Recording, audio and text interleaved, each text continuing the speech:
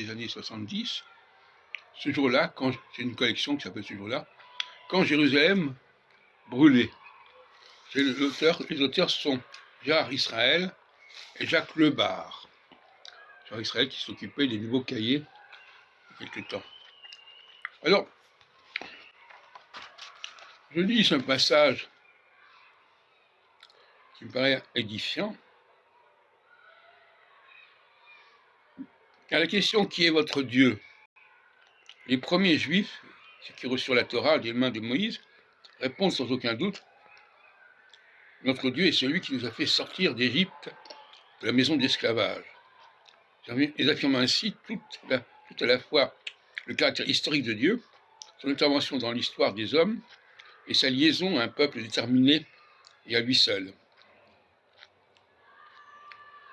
La religion juive est donc d'abord fondée sur un Dieu historique qui rompt l'ordre de la nature en intervenant en faveur du peuple qui s'est choisi.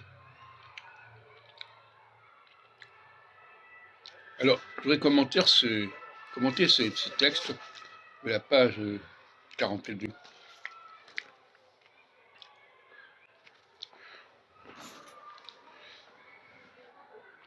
D'une certaine façon,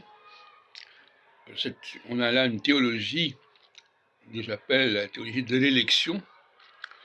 Un certain Dieu, parmi bien d'autres, choisit un certain peuple, parmi bien d'autres, pour accomplir une certaine mission.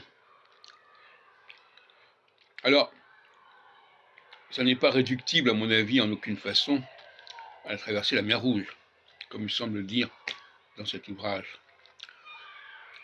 Il s'agit véritablement d'une reprogrammation, d'un reformatage de toute la relation de l'humanité avec le ciel, avec un certain ciel environnant, constitué de 4 planètes, notamment Mercure, Vénus, Mars et Jupiter.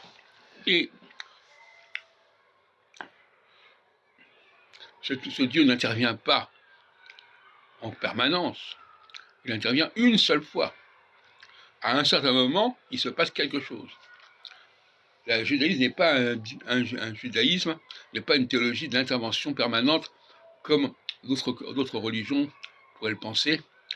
Et là, ça tient justement à l'astrologie. L'astrologie est un système cyclique qui fonctionne par lui-même, qui a des dates précises, prévisibles, et il n'est plus du tout nécessaire d'intervenir par la suite. Les hommes n'ont qu'à connaître ces lois, à les respecter, et ce n'est pas si facile que ça de les connaître. Et justement, là, il y a un point intéressant, c'est ce que j'appelle le passage au saturnocentrisme. On attend que l'humanité découvre les lois qui sous-tendent la création du monde. Et ces lois n'avaient pas été encore découvertes. La question est là. Elles le sont depuis peu, grâce à l'astrologie septennale, qui a restauré la centralité de Saturne, qui n'est absolument pas une planète comme les autres. Ce n'est pas une planète comme les autres qui tourne autour du Soleil. Bien sûr, ça existe, bien sûr. Mais ce n'est pas ça, sa fonction. Il y a une fonction nouvelle qui a été rajoutée par ce Dieu, par ces dieux, parce que pour raison que ce soit un singulier. D'ailleurs, Elohim n'est pas un singulier. Il y a Adonai d'ailleurs. Et donc, l'humanité est en train probablement de passer un certain cap, qui est celui du saturnocentrisme. On est passé du géocentrisme à l'héliocentrisme, et maintenant on passe de l'héliocentrisme au saturnocentrisme. C'est-à-dire qu'on revient à un certain géocentrisme, mais complètement modifié par rapport au premier stade.